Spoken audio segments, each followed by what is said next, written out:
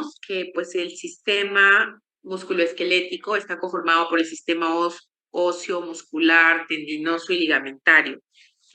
Entonces, uno de los problemas mayores en rehabilitación son los problemas traumatológicos. Para ello tenemos que saber un poco de la biomecánica, ¿no? Saber que el sistema musculoesquelético está diseñado para permitir el movimiento del cuerpo. El significado de cómo lo hace se refiere a la biomecánica, ¿no? Al desarrollar su mal movimiento o postura, va a haber una disfunción en un área del cuerpo. Todas las estructuras van a estar conectadas y el cuerpo entero va a estar afectado si hay una lesión, pues, ¿no? Por ejemplo, si hay una lesión, por ejemplo, acá en la foto vemos la rodilla, ¿no? Acá está el fémur, la rótula, la tibia, y si hay una lesión del ligamento colateral medial porque tuvo un esguince, obviamente va a haber afección no solamente de la misma rodilla, sino va a ser del muslo, ¿no?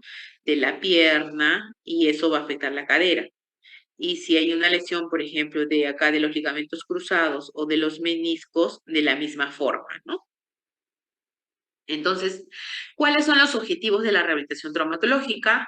Es recuperar la movilidad de las articulaciones, aumentar la fuerza y resistencia de los músculos y tendones, mejorar la coordinación, destreza y propiocepción, prevención y o tratamiento de complicaciones.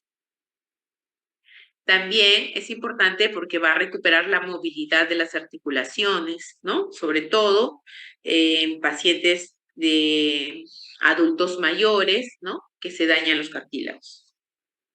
Ahora, ¿cuáles son las lesiones traumatológicas tributarias de tratamiento de rehabilitación? Tenemos las fracturas con tratamiento conservador o quirúrgico. Por ejemplo, fracturas con tratamiento conservador sería una fractura de fémur en un paciente de 85 años, ¿no? Ya el traumatólogo va a decidir no operarlo porque si lo opera el paciente de 85 años ya tiene osteoporosis y al colocarle los clavos y todo ello, en lugar de ayudarlo podría desmejorar el paciente y postrarse más porque podría refracturarse. Ese es un tratamiento conservador. Entonces, ¿qué le ponen? Una tracción de partes blandas y tiene que estar en reposo pues en cama de 1 a 3 meses hasta que consolide, por ejemplo, un ejemplo de hueso en adultos mayores o ancianos podría ser el fémur, ¿no? Y le hacen una tracción de partes blandas para que pueda consolidar por sí solo sin una operación. Y tratamiento quirúrgico es aquel pues donde le van a colocar los clavos, ¿no? Pueden ser material de osteosíntesis, pueden colocar una prótesis, ¿no? Ya que si se rompió y no hay forma de recuperar, ¿no? El hueso, entonces le tienen que poner una prótesis. También las lesiones traumatológicas tributarias de tratamiento de rehabilitación son las lesiones de tejidos blandos, ¿no? Hablamos pues de los ligamentos, tendones, ¿no?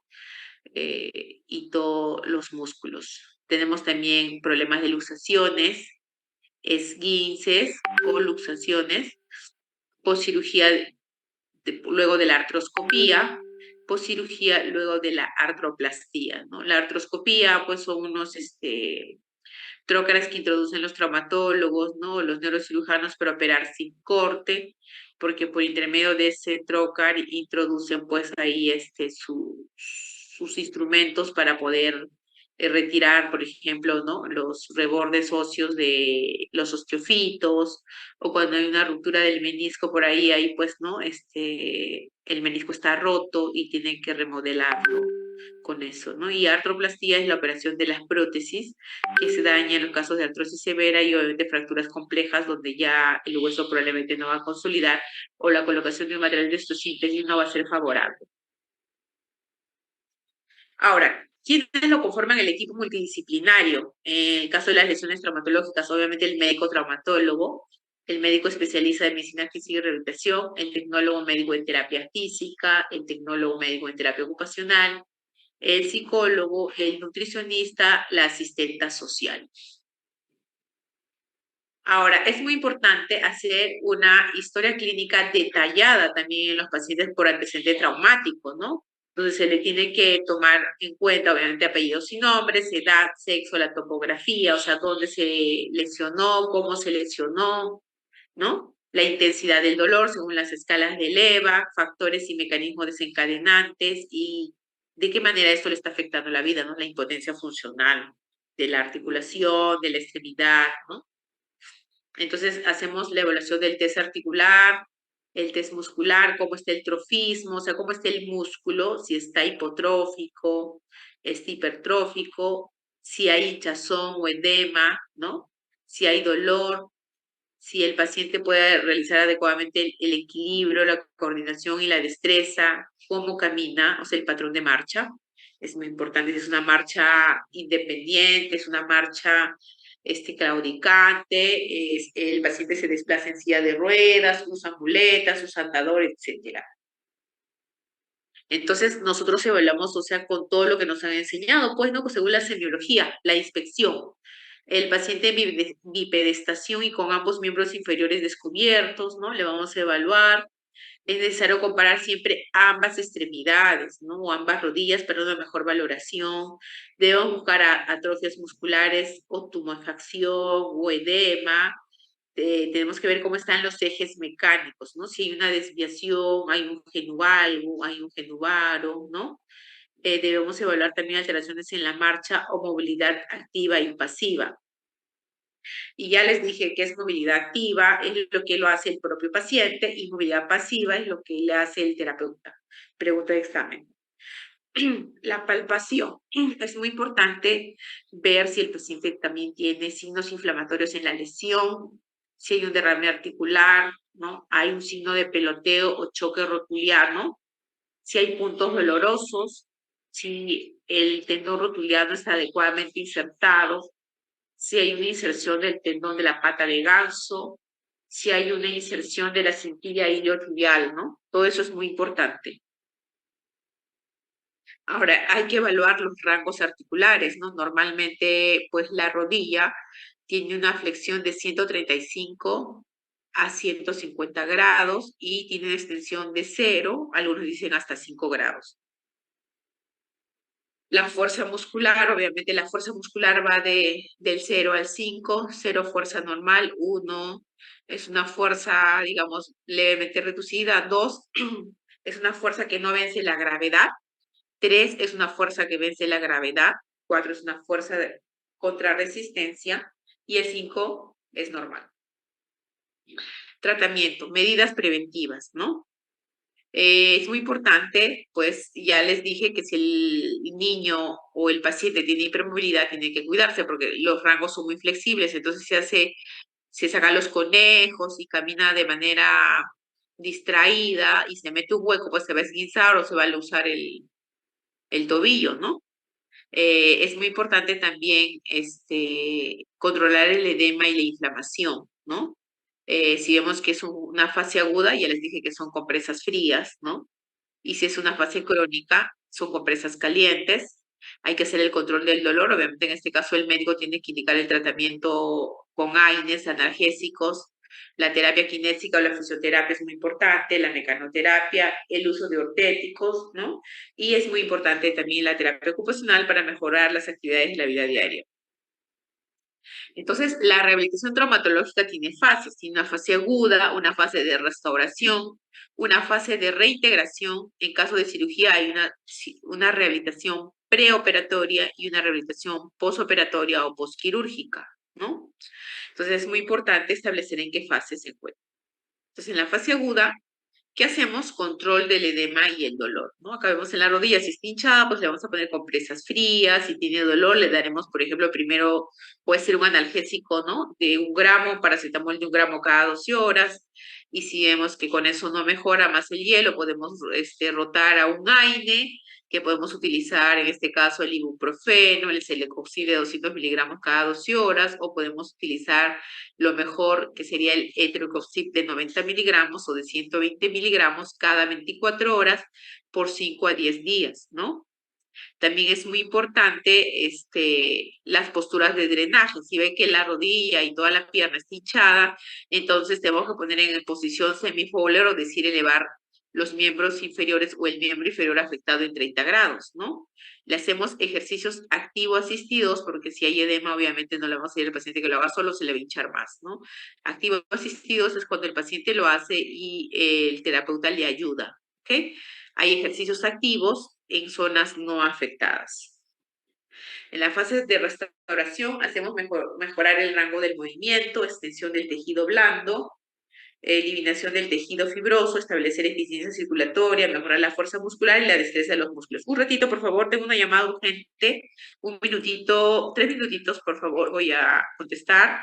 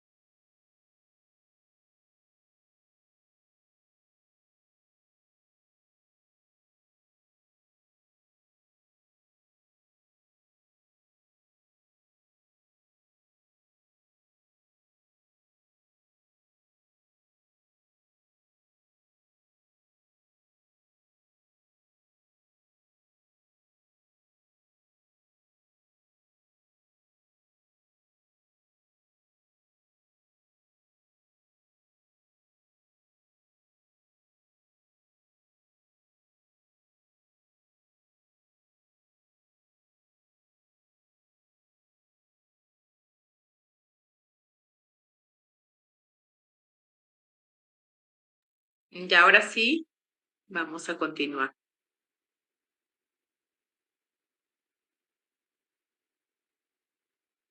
Ok, entonces estamos en la fase de restauración, ¿no? Hay que mejorar el rango del movimiento, hay que extender el tejido blando, eliminación del tejido fibroso, establecer la eficiencia circulatoria, mejorar la fuerza muscular y la destreza de los músculos.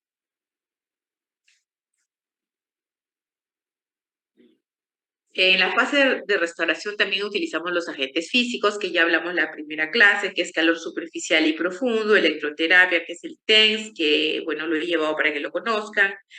Podemos hacer una masoterapia de drenaje o evacuante, ejercicios activo-pasivos, dinámicos, isométricos, isotónicos, ejercicios de estiramiento y la mecanoterapia. Puede tener complicaciones, obviamente, como todo paciente, ¿no? Puede haber un retraso o defecto en la consolidación, puede haber una consolidación viciosa o una pseudoartrosis, puede haber una rigidez articular, distrofia simpática refleja, una pseudoartrosis, una osteomielitis, ¿no? Cuando hay una infección del hueso, la osteomielitis. Y en la rehabilitación posquirúrgica, en el primer y segundo día posoperatorio se tiene que iniciar, ¿no? Como antes decían los traumatólogos, no vayan a la rehabilitación, colóquese en agua con sal. Eso ya no se usa. Y entonces en el primer y segundo día posoperatorio se inician los ejercicios de respiración profunda. Recuerden que también son ejercicios respiratorios, ¿no? Movilización de los tobillos, ¿no? Ejercicios isométricos, son aquellos que les dije que no se mueve, ¿no? O sea, no se mueve la articulación, más que solamente se mueve la parte distal, ¿no? Si nosotros queremos mover, por ejemplo, fortalecer el cuádriceps que está en el muslo, entonces solamente movemos el tobillo para arriba y no la parte de la rodilla. Ejercicios isométricos del cuádriceps y glúteos, hay una rotación suave, elevación de la pierna recta, cojín entre los muslos evita la aducción y rotación interna. El entrenamiento de la marcha puede iniciar en el segundo día. Los pacientes ancianos requieren un andador para obtener equilibrio y estabilizar, obviamente, su marcha, ¿no? Los pacientes más jóvenes solo necesitan andador durante pocos días y después pueden emplear muletas y de ahí ya pueden empezar a caminar. Les dije la fase de la marcha con apoyo plantar del 20%, del 50% y del 100% es por fases. El grado de apoyo en carga permitido sobre el miembro operado depende del medio de fijación de los componentes, de la presencia de que si el paciente tiene un injerto óseo también, ¿no? Cuando hay mucha pérdida ósea y no hay cómo unir, ¿no? Las superficies óseas, entonces el traumatólogo le hará un injerto óseo al paciente. Si los componentes se cementaron, entonces se permite apoyo en carga precoz según la tolerancia, con los implantes porosos no cementados, apoyo en carga limitada durante 6 a 8 semanas. Estamos hablando en este caso de las prótesis. Se le puede dar de alta entre 3 a 6 días después de la cirugía. El paciente es capaz de acostarse y levantarse sin ayuda, caminar sobre superficies planas y subir unos pocos escalones, control por consulta externa a las 6 semanas después de la cirugía, realizar radiografías de control. Si el paciente usa andador, es el momento para indicar las muletas y obviamente hacer descarga total. Descarga total del peso es al 100%, ¿no? Primero se empieza con el 20, que es la punta del pie, 50% la mitad del pie y 100% todo el pie. Se hace ejercicio para fortalecer los músculos abductores. Se puede también, el paciente ya se le puede indicar que puede manejar a las 8 semanas, ¿no? Puede retornar al trabajo a las 6 a 8 semanas y hay que hacerle un seguimiento a los 3 meses, a los 6 meses y al año, ¿no? Porque puede haber deformidades o posturas viciosas. Entonces acá vemos también, para que ustedes aprendan un poco, o sea, cuando hay un problema musculoesquelético, como les dije, no solamente es el hueso, sino también son los sistemas musculares. Ya acá vemos en la foto los músculos trapecios, es lo que a su compañero le dolía la otra vez, ¿no? Es porque la cabeza estaba muy adelantada, una postura cifótica, por eso provoca dolor. Perdón, un ratito, voy a retroceder. Ya, ok. Entonces los flexores profundos del cuello se inhiben, ¿no? El trapecio y el elevador de la escápula se contraen. Los pectorales se contraen, los romboides y el serrato mayor se inhiben. Entonces, esos movimientos son importantes para mejorar la funcionalidad. Ahora tenemos el músculo esternocleidomastoideo, ustedes ya lo saben, ¿no? Es un músculo que está en el cuello. Ese se afecta cuando, por ejemplo, uno duerme mal y le da la tortícolis, ¿no? Cefálicamente, las dos divisiones forman una inserción común en la apófisis mastoides. Caudalmente, el músculo consta de dos divisiones, la parte external, ¿no? Que se va hacia el esternón, la más diagonal, y la clavicular más lateral y profunda. Hay una división external en la superficie anterior del manubrio external, ¿no? El icostate músculo external aparece como continuación de la división external. Entonces, estos músculos se van a afectar cuando hay una postura de la cabeza adelantada o postura sifónica. Entonces, también se evalúa el músculo esternocleidomastoideo tenso de esta forma, ¿no? Se le pone al paciente o a la paciente en una camilla con la cabeza colgando y obviamente se hace una ligera rotación. La función del esternocleidomastoideo es flexionar el cuello y tirar la cabeza hacia adelante, ¿no? Entonces es muy importante, y junto con el trapecio superior inclina la columna cervical. Por eso es muy importante que se mantenga una adecuada postura, ¿no? Entonces, ¿qué hacemos los médicos rehabilitadores? También hacemos liberación de los puntos gatillos mediante las agujas de acupuntura, como ya hicimos ese día. Cuando hay una banda tensa en el músculo, por ejemplo, hablamos del músculo trapecio, cuando hay una banda tensa aquí, es que se pone como un cordón duro, entonces acá colocamos la aguja para soltar, ¿no? Hace una ruptura, ¿no? Mecánica microscópica de las fibras y eso va a provocar un estiramiento y evitar el acortamiento muscular. Entonces, generalmente, también algunas bibliografías dicen que se puede utilizar el spray, ¿no? Hay varios spray, pues, analgésicos y antiinflamatorios como el Moviflex Spray, el Remoflex Spray y así, que va a hacer que el músculo se estire, ¿no? El mantenimiento de la cabeza gira de la posición de estiramiento máximo debe limitarse solo a unos pocos segundos, ¿no? También esta posición inadecuada puede ocluir la arteria vertebral, ¿no? En la base del cráneo en las personas adultas mayores. Entonces, en algunos que tienen dolor en el cuello también pueden tener adormecimiento de la cara, adormecimiento de la parte de la cabeza, ¿no? Y algunos pueden incluso tener un oscurecimiento visual, ¿no? O sea, problemas en la visión y mareos. Entonces, acá tenemos varias posiciones para liberar de manera manual el músculo esternocleidomastoideo, ¿no? Entonces, acá tenemos, ¿no? Acá como le hacemos unas rotaciones, ¿no? Laterales de la cabeza y le colocamos el spray o también le podemos colocar la aguja de acupuntura. Entonces acá tenemos los trapecios superiores, ¿no? Acá tenemos los trapecios, ¿ve? Les dije, el trapecio es como un Batman, viene desde la C2, se va hasta esta zona y baja hasta la dorsal. Funciones unilaterales, tiene inclina la cabeza y el cuello hacia el mismo lado y bilateral ayuda a extender la columna vertebral, ¿no? Eleva la escápula, ayuda a la rotación máxima de la cabeza hacia el lado opuesto. Con el elevador de la escápula y la parte superior del serrato anterior giran la fosa glenoidea hacia arriba. Tenemos también el angular del omóplato. Vamos a pasarlo de manera más rápida ya. Ahí tiene.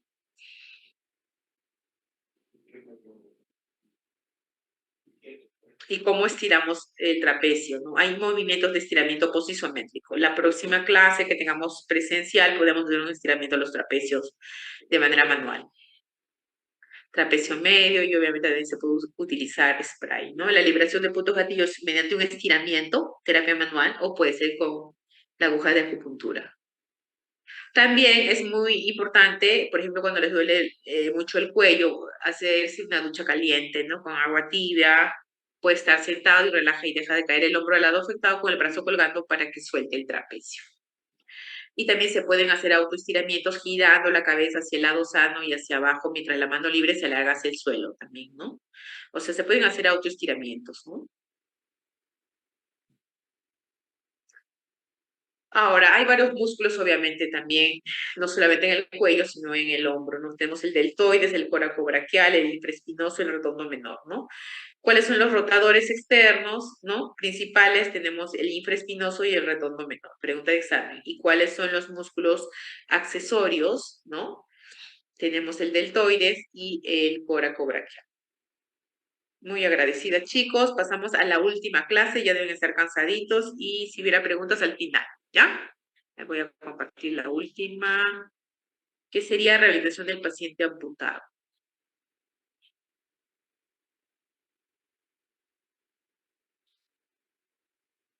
¿Ven? Creo que ya no están los chicos. A ver, ¿cuántos están? Sí se ve, doctora. Presente. Ah, no, 77. Ok, muy bien. Rehabilitación del paciente amputado. ¿Ya? Entonces, lo estoy asociando porque también hay una clase de ortéticos que los quiero dejar un poquito para después porque quiero que asocien con todas las patologías y los ortéticos pues son los bastones, las sillas de ruedas, las muletas, para que sepan después de la parte teórica, porque si lo pongo adelante no van a entender mucho, ¿ok? Muy bien, entonces la única clase pendiente anterior sería de ortéticos que lo voy a dar la próxima clase, ¿ok? Entonces acá vamos a continuar con lo que es rehabilitación del amputado. Sabemos pues que la amputación, ¿no? Puede ser una amputación traumática o puede ser una amputación indicada por el médico, ¿no? Es un tipo de intervención que se realiza hace siglos, ¿no? En este caso vamos a hacer una amputación quirúrgica, ¿ok? Entonces, con el objetivo de reducir la invalidez, eliminar extremidades dañadas y salvar vidas. En este caso, obviamente, hacemos en los pacientes diabéticos, porque es una alteración vascular, por la necrosis, porque si no eso después provocar una osteomelitis. Y también las amputaciones se hacen en los pacientes que han tenido accidentes de tránsito, pues, ¿no? Y ya se digamos, fracturó una fractura total del hueso con sección de los músculos.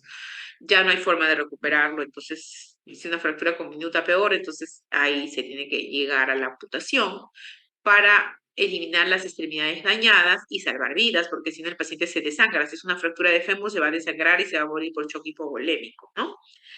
En sí misma supone nuevos patrones biomecánicos de carga y marcha y pueden aparecer lesiones por sobrecarga o desuso, ¿no? Entonces, en la actualidad se reconoce que el tratamiento de la persona amputada abarca no solo la cirugía, sino también la restauración de la función, o sea, hablamos de la rehabilitación, ¿no? Y el ajuste de un miembro artificial. O sea, ¿qué significa? De que no solamente que le vas a cortar la extremidad, no va a ser la rehabilitación en queda, ¿no? Hay que protetizar al paciente, porque imagínate quedarte así, no vas a poder caminar adecuadamente, aparte va a ser un estigma, ¿no? Porque las personas lo ven de otra forma, entonces lo ideal es protetizar al paciente, ¿no? Como ven acá en la imagen, mire, si es un amputado, si es un adulto mayor, probablemente era diabético, es una amputación a nivel del muslo, como ven, ¿no? Acá se está colocando su malla o es como una malla para que calce la prótesis. Y luego que se puso la prótesis, acá está ejercitándose en la barra en paralelas, ¿no? Con la terapeuta. Entonces, se conoce que las amputaciones de miembros inferiores son de 7 a 8 veces más frecuentes que las de miembros superiores.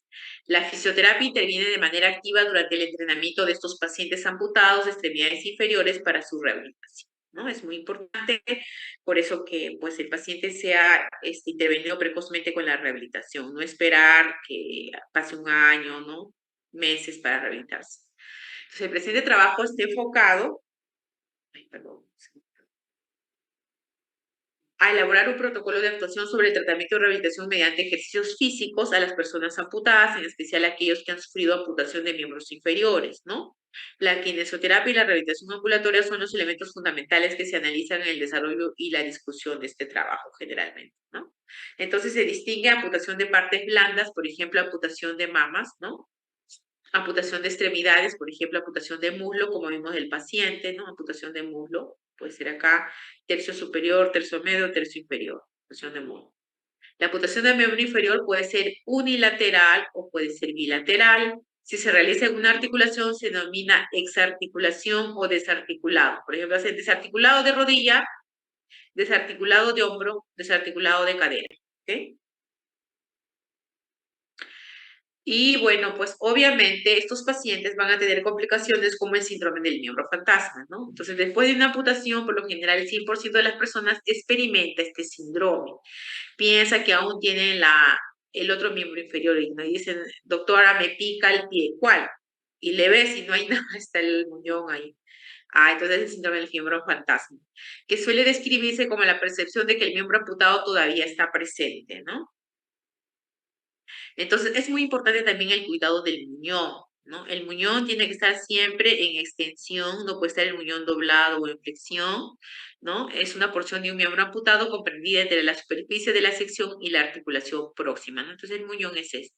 Entonces, el muñón se tiene que hacer la rehabilitación, se hace el vendaje del muñón, se hace digamos, la terapia sensorial, porque se le tiene que empezar a tocar para que no sienta la sensibilidad, y este muñón tiene que ser de bordes romos, porque si acá tiene como que un hueso sobresalido que está en punta, eso le va a provocar dolor y va a evitar la protestización. Por eso es importante que este muñón sea de forma cónica. ¿Y qué es la prótesis? Porque igual el paciente amputado tiene que protetizarse, sobre todo si es un joven, ¿no? Porque no va a quedar toda su vida así. Entonces, es una extensión artificial que reemplaza o provee una parte del cuerpo que le falta, ¿no? En este caso, una prótesis de miembro inferior y tiene acá un pie. Entonces, el objetivo de una prótesis es sustituir la parte del cuerpo que haya sido perdida por una amputación. Además, se suele utilizar con fines estéticos, ¿no? En esto ya la tecnología ha avanzado. Hay rodillas inteligentes, rodillas multicéntricas, incluso acá este pie, como ven, parece un pie cosmético. Ahora ya hay pies SAC, hay manos biónicas, ¿no? Hay pies que se mueven junto ¿no? Con la rodilla. Entonces, este sí es como que es más estético, ¿no? Más antiguo.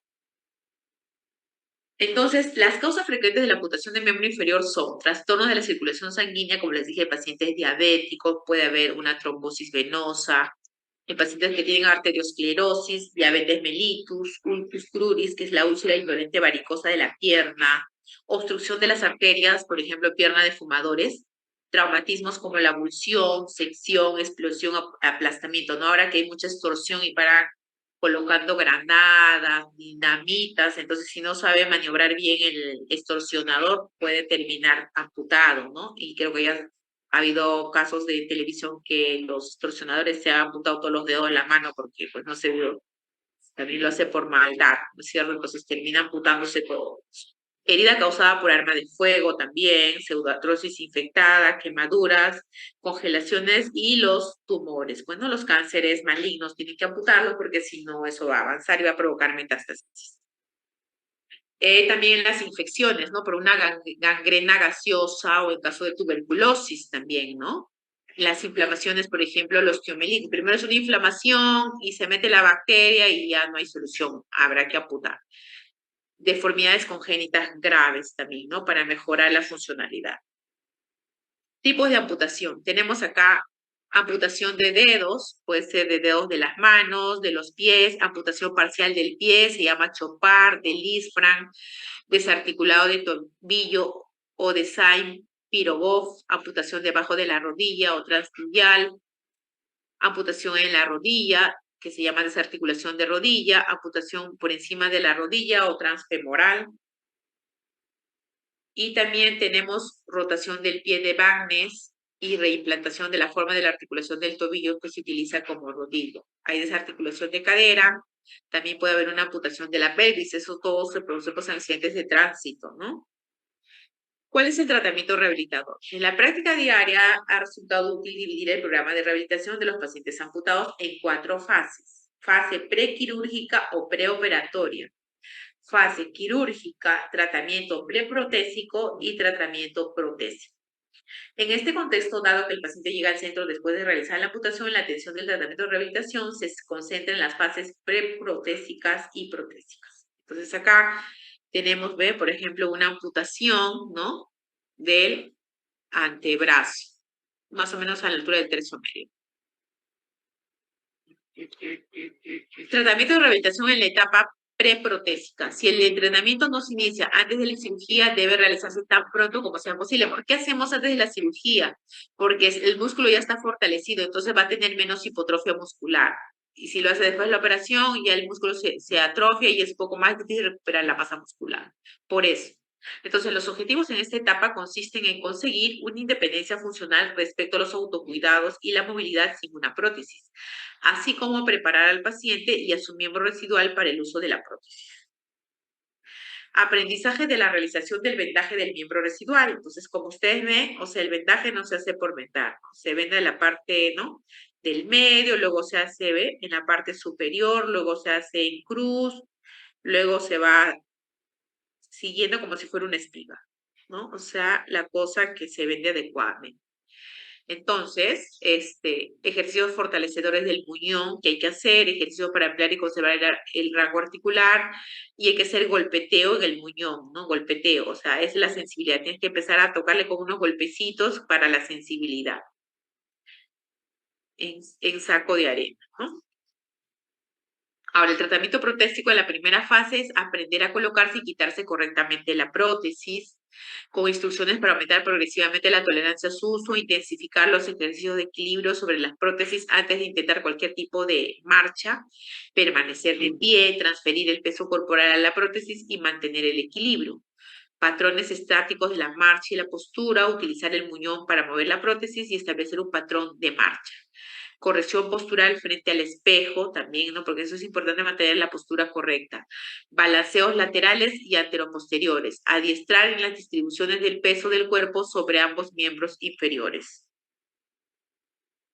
Segunda fase, patrones dinámicos de la marcha y posturas entre paralelas. Entrenamiento de la marcha entre paralelas, o sea, hablamos de la barra en paralelas, con prótesis rehabilitadora, corregir la postura frente al espejo, adiestrar en el uso de la ayuda ortopédica para la marcha, utilización y destreza en el manejo de bastones, corregir también las fases de la marcha. En la tercera fase, patrones dinámicos de la marcha, en este caso es una amputación de miembro superior, como ustedes ven, mira, a nivel del antebrazo, entonces acá lo que está haciendo es un teramán en la escalera sueca. Entonces, también se hacen marchas en zigzag, marcha lateral, marcha sobre huellas, training de la marcha por terrenos planos, también por terrenos irregulares. Acá tenemos, no está la foto, pero hay una escalera combinada con rampa. Disminución paulatina del uso de ayuda ortopédica para la marcha, ¿no? O sea, lo ideal es que tiene que ser independiente y no estar usando bastones, ni muletas, ni nada. Cuarta fase, patrones dinámicos de la marcha y postura de las paralelas por terrenos irregulares, marcha por terrenos irregulares, marcha con braceo, marcha con obstáculos, elevación y descenso de las escaleras, subir y bajar escaleras y planos inclinados, adiestrar en la incorporación desde el piso, caídas, primero en el colchón y después en el césped, ¿no? O sea, en todo eso se le tiene que entrenar para que después no se caiga de muñón, pues, ¿no? No se golpee, tiene que entrenarse para que sea independiente. Ya, y obviamente también se le da una rutina de ejercicios para el paciente amputado sin prótesis, también no solo para que lo haga en terapias, porque solo demora 45 minutos o una hora, sino también tiene que hacerlo en su casa. Ahora, ¿cuáles son los ejercicios para el adiestramiento protésico? Entre las paralelas o en la barra en paralelas, apoyo alternado en cada extremidad y reducir la ayuda de las manos hasta anularla. En la barra en paralela, flexionar el tronco hacia adelante y realizar extensiones lentas del mismo, sentarse y levantarse de una silla, elevar la pelvis de una y de otro lado, despegando el pie correspondiente del suelo, de pie, flexionar alternativamente la prótesis y el lado sano por la cadera y rodilla. La meta principal del paciente amputado de miembro inferior será aprender a caminar con su nueva prótesis, como sustitución del miembro séptico. Ahora, acá sí les tengo que informar, pues, que los pacientes en Perú generalmente tienen las prótesis mecánicas que son más gruesas que esta. Este joven tiene una prótesis un poco, podríamos decir moderna, porque ahora ya hay más modernas, como el pie SAC, que todo es de metal, ¿no? No es como de madera que vieron ahí. Entonces, es muy importante los factores como la edad, su nivel de energía y motivación, además en gran medida de la habilidad y ayuda de los rehabilitadores y fisioterapeutas en la preparación de un programa de rehabilitación basado en sus necesidades individuales. Como les vuelvo a repetir, cada terapia es individualizada. Bueno, chicos, gracias. ¿Alguna pregunta?